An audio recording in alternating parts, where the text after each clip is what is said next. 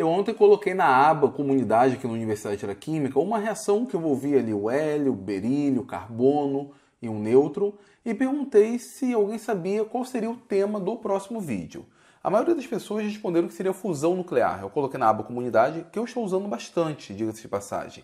Então, se você quiser saber mais ou menos o que vai ser produzido aqui na Universidade da Química, dê uma olhada lá na comunidade. Também coloquei lá no Facebook e as pessoas que responderam também acharam que era fusão nuclear, mas o vídeo não é sobre fusão nuclear. O vídeo fala sobre uma reação nuclear, mas o tema desse vídeo, o objetivo desse vídeo é explicar como que o nêutron foi descoberto. Você sabe como que o nêutron foi descoberto? Bom, o nêutron foi bem complicado de ser identificado porque ele era neutro. Partículas carregadas eram bem mais fáceis de serem identificadas devido à sua interação com o campo elétrico, mas no caso do nêutron foi complicado. A reação que eu mostrei foi essa daqui. Agora já colocando os valores de carga e de número de massa. Aqui nós temos o núcleo do hélio. O núcleo do hélio nada mais é do que a partícula alfa, ou a partícula alfa nada mais é do que o núcleo do hélio. Quando essas partículas alfa são projetadas contra o núcleo de berílio, o resultado é a formação do núcleo de carbono e a liberação do que hoje nós sabemos que é o nêutron. Só que na época não se sabia disso, não sabia exatamente o que era liberado. Achava-se que era um tipo de radiação, porque primeiro era neutra, tinha um poder de penetração muito elevado. Mesmo a energia associada a essa partícula não sendo condizente com a energia de fótons, acreditava-se que poderiam ser raios X ou então fótons gama que seriam emitidos. Porém, não era. Na verdade, a proposta inicial do nêutron surge com Rutherford no início da década de 20.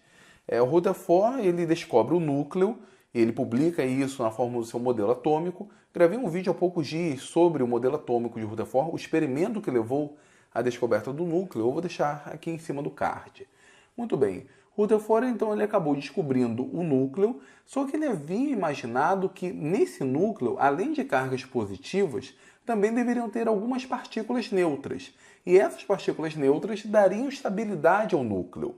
Essa frase, os nêutrons servem para manter a estabilidade do núcleo, ela normalmente é falada no ensino médio, mas sem significado nenhum. Não se explica adequadamente como que os nêutrons mantêm a estabilidade do núcleo.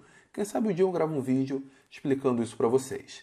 Mas vamos lá, Rutherford, então, no início da década de 20, ele propõe a existência do nêutron. Só que assim, era só uma proposta, era só uma ideia.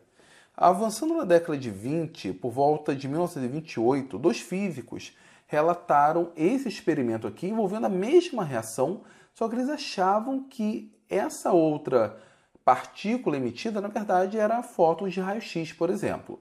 Os físicos foram o Bolt, que é esse senhor aqui, e o Becker, que eu não achei a foto dele. Esse mesmo experimento também foi realizado pelo casal Joliot-Curie, um casal bem famoso na ciência, inclusive, esta senhora aqui é Irene Curie, filha da Marie Curie. De novo, fizeram o mesmo experimento e acharam que isso daqui nada mais era do que fótons gama. Como então o Chadwick, que também foi orientado de Rutherford, na verdade Rutherford teve um laboratório onde produziu vários prêmios Nobel. O Chadwick, em 1932, na verdade ele repete o experimento, só que ele tem a mesma ideia de Rutherford. Ele está realizando esse experimento porque ele desconfia que essa partícula aqui não é um fóton de raio-x nem um fóton gama. Ele acredita que essa partícula seja de fato o nêutron. E ele conclui isso porque, para obedecer à lei da conservação da carga e da massa, isso daqui não pode ser um fóton, porque o fóton não tem massa. Se nós combinarmos aqui, nós temos 4, a massa da partícula alfa, 9, a massa do núcleo de berílio. Então nós temos aqui um total de 13. E é gerado carbono 12. Então isso que é emitido tem que ter massa. Se tem massa, não é radiação, não é um fóton de raio-x, não é um fóton gama.